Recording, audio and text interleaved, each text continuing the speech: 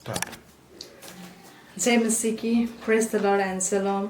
आज मैं अगर फिर से आपके सम्मुख में मरियम चतरपेली परमेश्वर का कुछ वचनों को लेके आई हूँ जो परमेश्वर ने इन दिनों मेरे जीवन में प्रकट किया है। और मुझे कुछ विषयों को दिखा रहा था और ये जस्ट ऐसे ही वचन नहीं है। और मैं विश्वास करती हूँ कि ये एक प्रॉफिटिकल आवाज़ है, एक भविष्यवाणी का वचन है जो परमेश्वर ने दिया है। और परमेश्वर आप सभी से बातचीत करना जा रहा है और मैं विश्वास करती हूँ कि परमेश्वर इन वचनों के द्वारा आपसे भी बातचीत करेगा।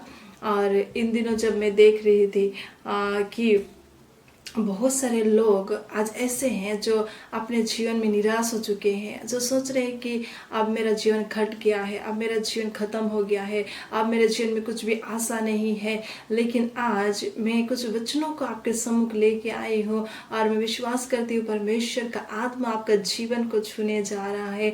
हम पढ़ेंगे, उससे पहले मैं चाहती हूँ कि हम छोटी सी प्रार्थना करेंगे ताकि आप जो इन वचनों को सुन रहे परमेश्वर आपका जीवन में कार्य करे, आपका जीवन में एक नया आशीष को लेकर आए हम प्रार्थना करें। धन्यवाद परमेश्वर पिता, जीवित और सामर्थ्य परमेश्वर, अल्फा और ओमेगा, ओ सर्वशक्तिमान परमेश्वर पिता, मैं आपका उपस्थिति को मांगती हूँ इस जगह में, विशेषकर उन लोगों के लिए जो इस वचनों को सुन रहे हैं। प्रभु आशीष दे, आपका अनुग्रह से भर दे, ताकि प्रभु इन वचनों को समझते हुए अपने जीवन में उन बातों को ला सके जो परमेश्वर आप चाहते हैं। धन्यवाद परमेश्वर पिता, धन्यवाद आपकी उपस्थिति के लिए। यीशु मसीह के नाम से प्रार्थना को मांगती हूँ। आज मैं आपको बोलना चाहती हूँ कि जो भी तुमने खोया है अपने जीवन में, उसे मसीह यीशु में फिर से आप वापस पाएंगे। ये कैसे होगा?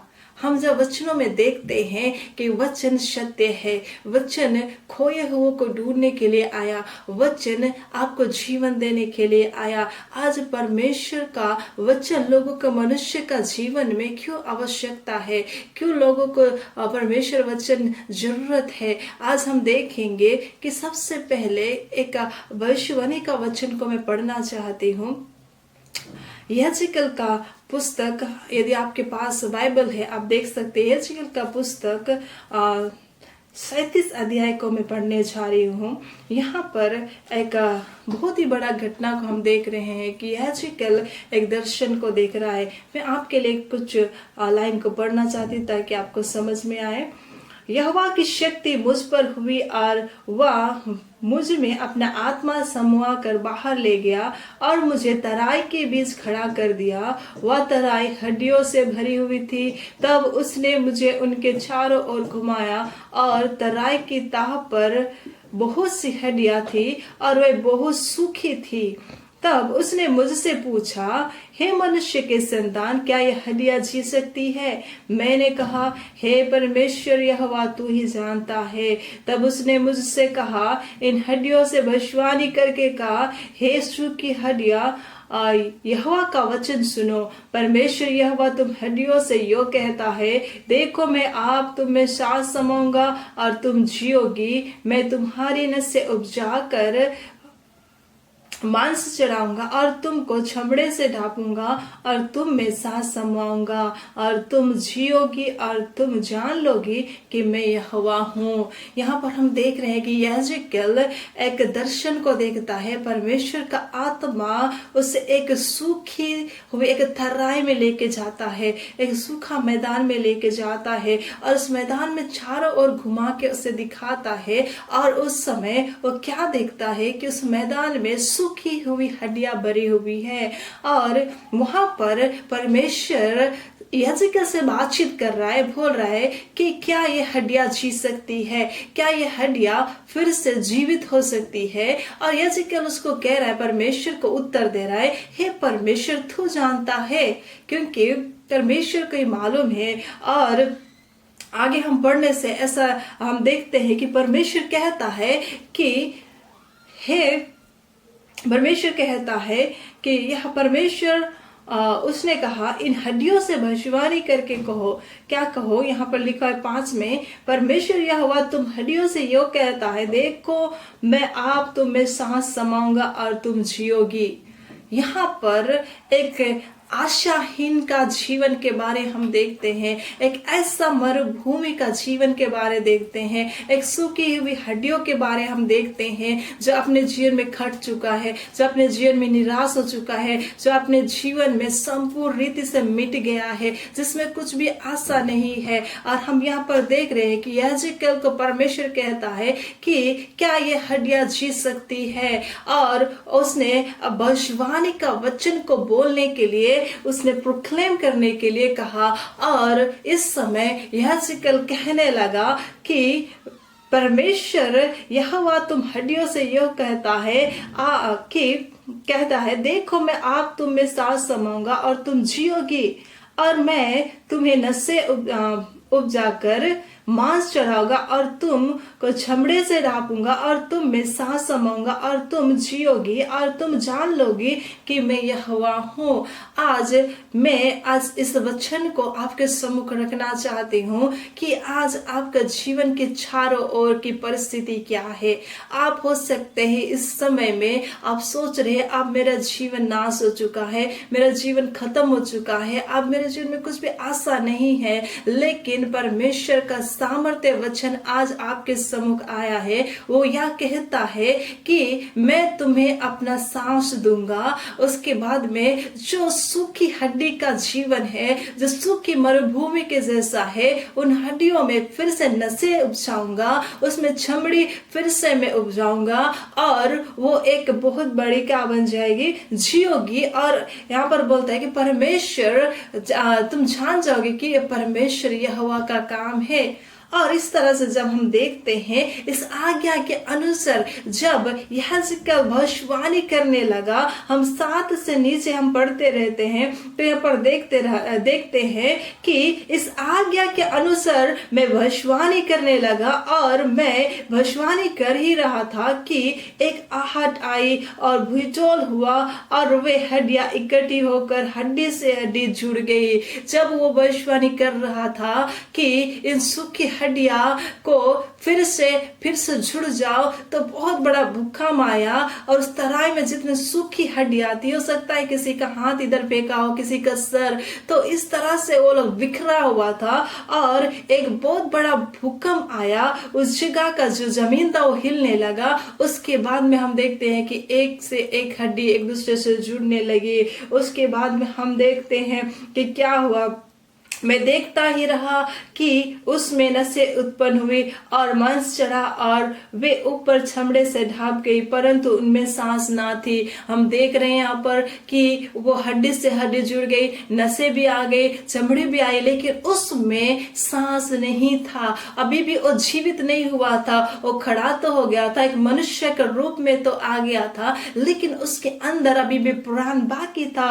और वहां पर हम देखते हैं कि आगे क्या कहता है परमेश्वर का वचन में, तब उसने मुझसे कहा, हे मनुष्य के संतान, सांस से भविष्यवाणी कर और सांस से भविष्यवाणी करके कहा, हे सांस, परमेश्वर यहोवा यो कहता है, चारों दिशाओं से आकर इन घात किए हुओं में समा जा कि ये जी उठे। हालेलुया। हम यहाँ पर देख रहे हैं कि ये मनुष्य जीवित तो हो गए, एक मनुष्य का रूप में तो आ गए, लेकिन उसमें सांस नहीं थी।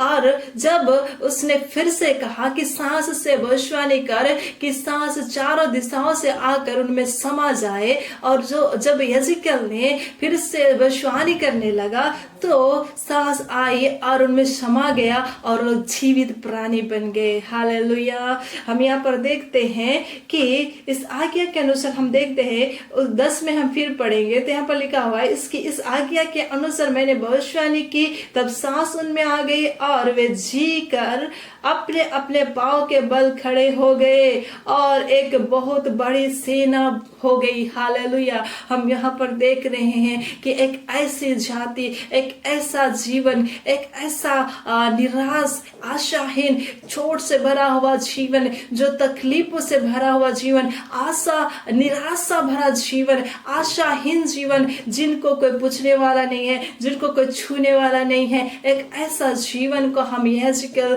का पत्री 33 में हम देख रहे हैं, 37 में हम लोग इस अध्याय में देख रहे हैं कि परमेश्वर यहेजकेल को इन लोगों का बीच में लेके गया है। और हम जब देखते हैं 10 में कि जब वो इस आज्ञा के अनुसार भविष्यवाणी करता रहा तो वो क्या हो गए, जीवित हो गए और एक बड़ी सेना के रूप में वो लोग आ गए। तो हम जब देखते हैं वो लोग बड़ी सेना कौन लोग है, वो परमेश्वर का लोग है। आज आपका जीवन को शैतान नाश करने के लिए, घात करने के लिए, चोरी करने के लिए, हत्या करने के लिए आया। आपको मरुभूमि में आपको सूखा हड्डियों के समान फेंक दिया। आपका जीवन, आपकी आशा जाती रही। जब हम देखते हैं कि योएल का पुस्तक में जो 1 का अध्याय का 4 और 5 में ऐसा लिखा हुआ है, यहाँ पर 4 टिड्डियों के बारे में लिखा हुआ है। गाजम नामक टिड्डी, अरबे नामक टिड्डी, येलेक, हम देखते हैं हासिल नामक टिड्डी के बारे में लिखा हुआ है।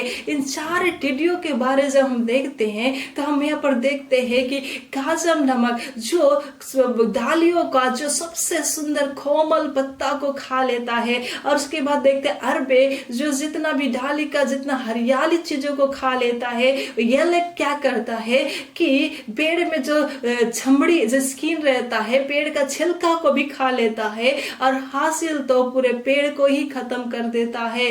तो एक ऐसा निराशा भरा जीवन को जिससे एक के बाद आके किसी ने उसका जीवन को नाश कर दिया।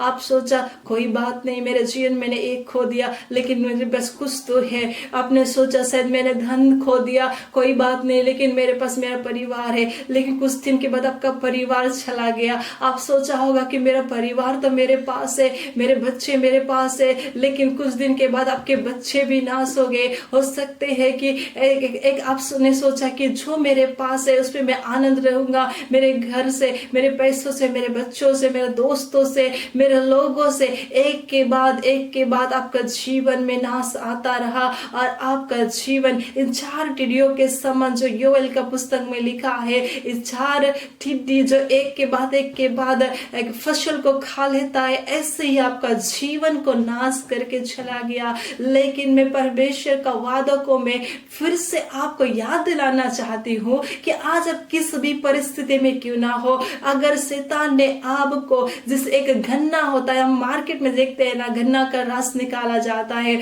और गन्ना का रस निकालने के बाद में गन्ना का जो सूखा हुआ जो डाली बचता है उसे कोई भी नहीं पूछता है, उससे डस्टबिन में फेंका जाता है। लेकिन परमेश्वर के अंदर वो सामर्थ्य है कि फिर से उस सूखी हुई गन्ना के अंदर भी रस भर के परमेश्वर का महिमा के लिए उसे इस्तेमाल कर सकता है। आज आपका जीवन हो सकता है सूख गया है, आपका जीवन निराशा में हो गया है, आपका जीवन को पूछने वाला कोई नहीं है। आप सोच रहे होंगे कि मेरा जीवन एक कब्रिस्तान के समान है, जहाँ पर कुछ भी अच्छा नहीं है, जहाँ पर बदबूदार जीवन है, मेरे पास कोई नहीं आना चाहता है, मुझसे कोई बात नहीं करना चाहता है। मैंने जीवन भर अच्छाई करने के लिए चाहा, लोगों के लिए भलाई करने के लिए चाहा, लेकिन कभी कुछ मेरे साथ अच्छा नहीं हुआ। आपका जीवन में आपने एक के बाद एक टूटापन को देखा और आपका जीवन आज निराशा में है। लेकिन आज मैं आपको उत्साहित करना चाहती हूँ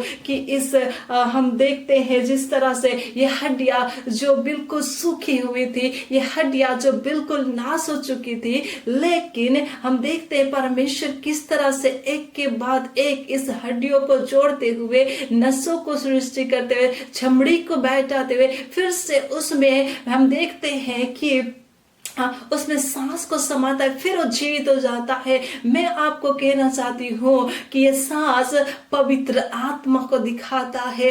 आज आपका जीवन हो सकता है सूख गया है क्योंकि परमेश्वर का आत्मा आपके अंदर से निकल गया है। वो आपने बहुत सारे हो सकता है ऐसे चीजों को देखा जो आपका जीवन में कभी आप उस दुख से परिस्थिति से नहीं गए, लेकिन परमेश्वर का वचन सीधे रूप से आपके पास आता है और कहता है कि मैं तुम्हें फिर से जिलाऊंगा, मैं तुम्हें फिर से नसों को समाऊंगा, फिर से चमड़ी बैठाऊंगा और अपनी आत्मा में तुम्हारे अंदर में उंडेलूंगा। हम देखते हैं फिर से योवेल का 2 का 28-29 पद में हम देखते हैं परमेश्वर प्रॉमिस करता है कि अंत के दिनों में मैं फिर से अपनी आत्मा को उंडेलूंगा। क्योंकि मनुष्य जाति नाश हो गए थे, मनुष्य जाति के जीवन में आज इतना पाप, इतना अशांति, मृत्यु, आज लोग जीना नहीं चाहते हैं।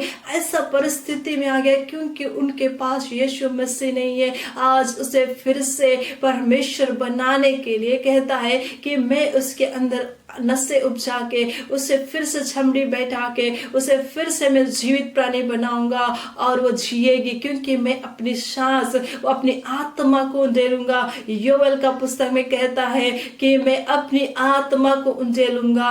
और इसलिए जितना भी बच्चे हैं वो भविष्यवाणी करेंगे और जवान दर्शन देखेंगे और जो बुजुर्ग है वो लोग सपना देखेंगे। इसलिए ये होगा, चाहे वो दास हो दासी हो, परमेश्वर प्रत्येक के ऊपर उसकी आत्मा को उंडेलने जा रहा है। आज प्रिय, आपका जीवन यदि सूख गया है, परमेश्वर का आत्मा आपसे बातचीत करना चाहता है। परमेश्वर का आत्मा को अपने जीवन में यदि आप आज जगा देंगे, कहेंगे आप परमेश्वर, आप पवित्र आत्मा, आज मेरे हृदय को मैं खोलता हूँ, मेरा जीवन सूख गया, मेरा जीवन खत्म हो गया, लेकिन आज परमेश्वर का वचन कहता है आपके लिए कि प्रिय भाई, प्रिय बहन, ये आपके लिए है कि आप सोच रहे आप में नाश हो गई, आप मेरे जीवन में कुछ भी आशा नहीं है, आप सोच रहे कि आज से बस हो गया, मैं नहीं जीऊंगी, लेकिन परमेश्वर कहता है कि मैं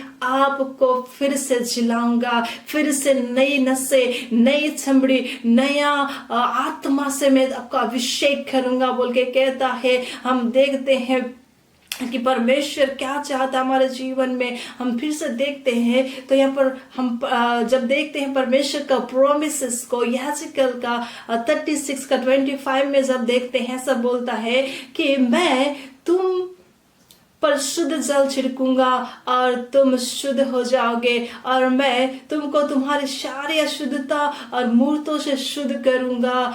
मैं तुमको नया मन दूंगा और तुम्हारी भीतर नई आत्मा उत्पन्न करूंगा, और तुम्हारे देह में से पत्थर का हृदय निकलकर तुमको मांस का हृदय दूंगा। हालेलुया। यहाँ पर फिर से कहता है कि मैं तुम्हारे अंदर एक नई आत्मा को उत्पन्न करूंगा। प्रियो, आज आपका जीवन कैसे भी क्यों ना हो, परमेश्वर का वायदा आपको कहता है कि मैं फिर से तुम्हारे अंदर नई आत्मा को उत्पन्न करूंगा, मैं तुम्हें नया मन दूंगा, और वो मन परमेश्वर का इच्छा के अनुसार होगा। उससे आगे हम पढ़ेंगे तो क्या लिखा है 27 में, मैं अपना आत्मा तुम्हारे भीतर देकर ऐसा करूंगा कि तुम मेरे विधियों पर चलोगे और मेरे नियमों को मानकर उनके अनुसार करोगे। यहाँ पर कहता है कि उस समय आपको सिखाने की जरूरत नहीं पड़ेगा। जब परमेश्वर आपको फिर से नई आत्मा से अभिषेक करेगा तो उस समय वही आत्मा आपको अगुवाई करेगा कि आप परमेश्वर के पास जाओ, और ये आत्मा आपको अगुवाई करेगा कि परमेश्वर का नियमों को, आज्ञाओं को पालन करो। आज परमेश्वर आपका जीवन को पूरी रीति से बदलना चाहता है, चाहे वो कैसे भी हो। जिस तरह हमने देखा कि एक सूखा भरा जीवन, एक निराश भरा जीवन, बिना प्राण का जीवन, जिसमें कुछ आशा नहीं है, लेकिन परमेश्वर आपको फिर से नया से खड़ा करने जा रहा है। और परमेश्वर यहाँ पर लिखा है, हम जब देखा कि याजकल 37 का हम लोग देखा 10 में कि उसने कहा कि जब वो जी गया तो बड़ी सेना हो गया। परमेश्वर आपको परमेश्वर का राज्य के लिए इस्तेमाल करना चाहता है। चाहे दुष्ट आपका जीवन को नाश कर दिया, घात कर दिया, चाहे पूरी रीति से खत्म कर दिया, लेकिन परमेश्वर फिर से उसका आर्मी, उसका सेना के रूप में आपको खड़ा करने के लिए आपका जीवन में आज ऐसे भविष्यवाणी का वचन को बोलता है कि मैं तुम्हारे अंदर नई आत्मा को उपजाऊंगा, प्रिय आज आप जहां भी है, जैसे भी है, जिस भी परिस्थिति में है, आप परमेश्वर के नजीक आइए। परमेश्वर आपको नया मन देने वाला है। आपके अंदर से उस पत्थर का हृदय को निकाल के फिर से नया आत्मा, मांस का आत्मा जिसमें एक कोमलता होता है, जिसमें स्पर्श होता है, परमेश्वर उस हृदय को देगा कि आप खुद उसको प्रेम करना शुरू करेंगे। आइए इस समय अपने जीवन को परमेश्वर को समर्पित करें, क्योंकि परमेश्वर का वचन ऐसा कहता है, जब हम यिर्मयाह 29:11 में हम जब देखते हैं कि उससे पहले अगर पढ़ेंगे तो इजरायली लोगों का विषय लिखा है कि वो लोग सोचते थे कि परमेश्वर हमें भूल गया, परमेश्वर हमारे दुखों का लेखा नहीं ले रहा है, परमेश्वर हमें से त्याग दिया। लेकिन परमेश्वर का वचन 29:11 में ऐसा कहा कि मैं तुम्हारे लिए अच्छा कल्पना करता हूँ। यहाँ पर लिखा है, मैं आपके लिए पढ़ना चाहती हूँ। ऐसा लिखा हुआ है, क्योंकि यहोवा की यह वाणी है कि जो कल्पनाएं मैं तुम्हारे विषय में करता हूँ उन्हें मैं जानता हूँ, वे हानि के नहीं वरन कुशल ही की है, और अंत में तुम्हारी आशा पूरी करूंगा। प्रिय, अंत में तुम्हारी आशा पूरी करूंगा। इसका मतलब ये नहीं है कि आप मर जाएंगे उसके बाद में, या फिर आप बूढ़ा हो जाएंगे उसके बाद में, नहीं प्रिय, परमेश्वर का समय अलग है। परमेश्वर का वचन कहता है कि मेरा गति तुम्हारा गति और मेरा सोच तुम्हारा सोच जमीन आसमान का अंतर है। आप सोच रहे हैं मेरे लिए अंत है, लेकिन परमेश्वर के लिए शुरू है। आप सोच रहे हैं आप मेरे लिए सब कुछ खत्म हो गया, लेकिन परमेश्वर आज का दिन से ही परमेश्वर आपका जीवन में एक नया कार्य, एक नया चीजों को शुरू करने जा रहा है, एक नया आत्मा को उंडेलने जा रहा है। और वही परमेश्वर का अंत का दिन है, क्योंकि परमेश्वर अल्फा और ओमेगा है, वो शुरू वही अंत है। इसलिए उसके वचन को हमें समझते हुए उसको थामे रहना। यहाँ पर क्या कहता है कि जो कल्पना मैं तुम्हारे लिए विषय में करता हूं उसे जानता हूं, और वो कुशल ही का है और कुशल का है, हानि के नहीं लेकिन कुशल का है। परमेश्वर अच्छा और उत्तम से उत्तम योजनाओं को उसका राज्य, उसका महिमा के लिए, आपके जीवन के लिए रखा है। और तब हम जब देखते हैं 12 में से लिखा है, तब उस समय तुम मुझको पुकारोगे और मैं आकर पुकारोगे और आकर मुझसे प्रार्थना करोगे और मैं तुम्हारे सुनूंगा। तुम मुझे ढूंढोगे और पाओगे भी, क्योंकि तुम संपूर्ण मन से मेरे पास आओगे। हम यहाँ पर देखते हैं कि उस समय जब तुम प्रार्थना भी करोगे तो परमेश्वर सुनूंगा। परमेश्वर कहता सुनूंगा। जब हम देखते हैं कि हमारे पापों के कारण परमेश्वर हमारी प्रार्थना का अनसुनी कर दिया, हमारे जीवन के हर एक गलतियों का, लेकिन परमेश्वर का वायदा फिर से आपका जीवन में आता है और कहता है कि तुम मुझे पुकारोगे और मैं तुमको उत्तर दूंगा। क्यों उत्तर दूंगा? क्योंकि यहाँ पर लिखा है 13 में, क्योंकि तुम अपने संपूर्ण मन से मेरे पास आओगे। संपूर्ण मन, जब हमारे जीवन में सब कुछ खत्म हो जाता है और हम सोचते हैं अब कहीं रास्ता नहीं है, कहीं आशा नहीं है, तो उस समय परमेश्वर के पास जब संपूर्ण मन से आते हैं, परमेश्वर कहता है कि मैं तुमको मिलूंगा, मैं तुम्हारी प्रार्थना को सुनूंगा और उत्तर दूंगा। प्रिय, ये समय आपके लिए है। यदि आज ही आप अपने जीवन को परमेश्वर को देंगे, परमेश्वर उस सुखी हुए जीवन से, उस निराशा भरे जीवन से, एक कटी हुए जीवन से, जहां आज तक कोई कदम ना रखा हो, जहां किसी ने कभी पूछा ना हो, ऐसा जिंदगी से आपको एक जीवित, एक सेना, एक नया लेवल में, उसकी आत्मा का एक नया अभिषेक में आपको लेके जाएगा। आज का ये समय, अंत का समय, वचन कहता है अंत का समय। प्रिय, आज का दिन ये आपके लिए हो सकता है कि अंत का समय परमेश्वर को ग्रहण करने के लिए मैं आपको अपॉर्चुनिटी देना चाहती हूँ कि अपने जीवन को परमेश्वर के पास लेके आइए, अपने हृदय को परमेश्वर का हाथ में दीजिए। आप कैसे भी क्यों ना हो, परमेश्वर आपको स्वागत करता है, वो आपको बहुत प्यार करता है, आपके लिए इंतजार करता है, आपका जीवन के लिए हमेशा वो तरस खाने वाला पिता है। तो क्यों ना आज उसकी ओर फिरे, अपना जीवन को उसको समर्पित करे। आइए, मैं इस समय आपके लिए प्रार्थना करना चाहती हूँ। आप मेरे साथ प्रार्थना में सहभागिता हो सकते हैं। Thank you Jesus, hallelujah. परमेश्वर पिता, धन्यवाद धन्यवाद धन्यवाद। Thank you Jesus, hallelujah hallelujah hallelujah. परमेश्वर पिता, प्रभु मैं धन्यवाद करती हूँ। प्रभु, आज कितना लोग है पिता जिनका जीवन आज पिता संपूर्ण रीति से आशाहीन हो गया है। बहुत सारे लोग हैं जिनका जीवन परमेश्वर पिता कुछ भी परमेश्वर अच्छा नहीं है, टूट गया है पिता। बहुत सारा परिवार, बहुत सारा जवान, बहुत सारा पिता माता पिता, बहुत सारे रिलेशनशिप पिता, बहुत सारे संबंध प्रभु आज परमेश्वर पिता से भविष्यवाणी के वचन के द्वारा प्रभु मैं प्रोक्लेम करती हूँ पिता। और परमेश्वर पिता मैं कहती हूँ परमेश्वर आज उनका जीवन में नया काम करो परमेश्वर पिता। प्रभु उनका जीवन को बदल दो परमेश्वर पिता। कल जो था आज ना होने पाए परमेश्वर पिता, आज से परमेश्वर उनके जीवन को एक नया सृष्टि में लेके जाओ। नई आत्मा को उनके अंदर फूंक दो। उनके जीवन के हर एक सूखी हुई हड्डियों को छोड़ के नए नसों को उपजाते हुए, नए चमड़ी को उपजाते हुए उनके अंदर आपकी आत्मा को ढाल दो प्रभु, ताकि वो लोग जी सके आपके लिए प्रभु। धन्यवाद परमेश्वर पिता आपका बेटा और बेटी के लिए प्रभु जो आपके सम्मुख आए हैं प्रभु जी। आशीष दो प्रभु, छू लो उनके जीवन को प्रभु। धन्यवाद परमेश्वर पिता, आपने प्रार्थना सुना। धन्यवाद यीशु मसीह के नाम से, आमीन। मैं विश्वास करती हूँ परमेश्वर ने इस वचन के द्वारा आपसे बातचीत किया है। कंटिन्यू प्रार्थना में लगे रहे, परमेश्वर आपको आशीष दे। जय मसीह, प्रेज़ द लॉर्ड।